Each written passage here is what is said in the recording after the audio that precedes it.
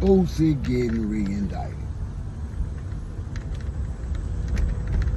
You know what? I go way, way back. I got much love, much respect for Boosie. You know, it ain't too many successful artists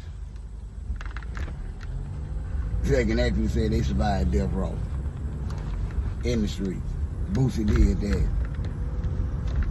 Love his music. Love his relationship with his children. Everything about Boosie I love, except for one thing. And I might be wrong.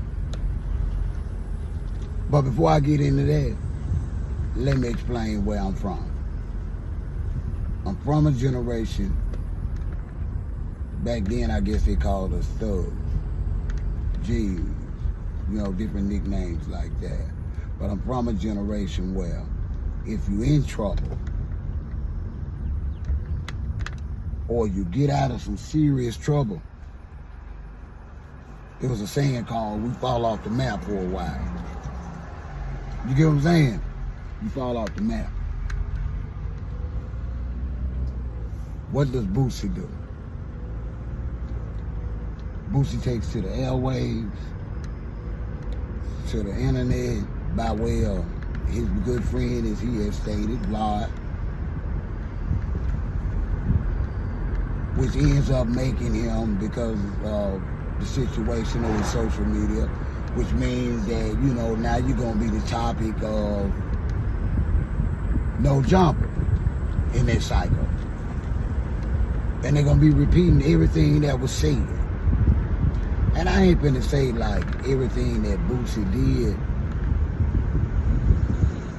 was right or wrong. I don't know actually when they dropped the charges, what was the reason they dropped the charges? Or, you know, it depends on those actual circumstances where in certain cases they can refile. Now y'all, that could be a witness, you know, a uncooperative witness at that point in time. I think they call it without prejudice, where they can refile. Y'all let me know in the comments if I'm wrong.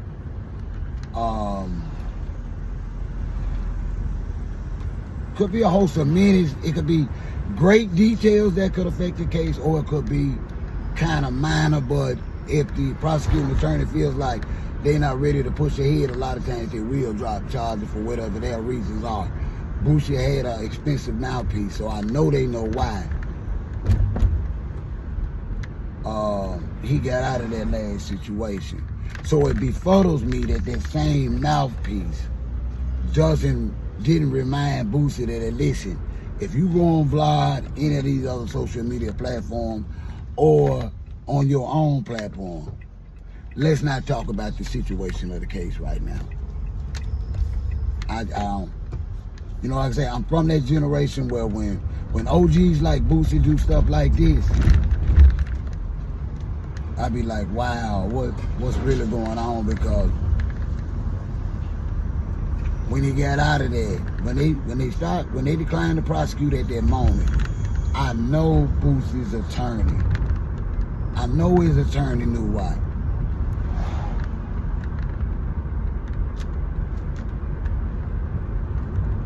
But first thing Boosie do is do a Vlad interview.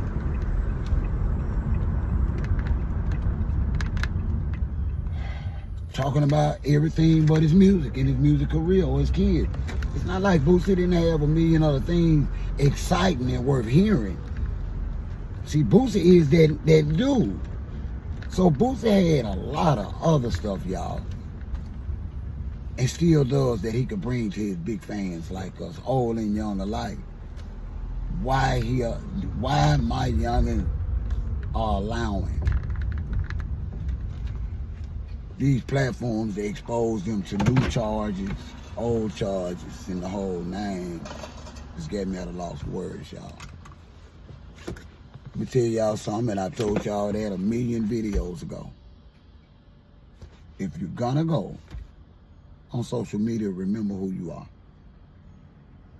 If you're gonna go on these platforms for these interviews, remember who and exactly what you are.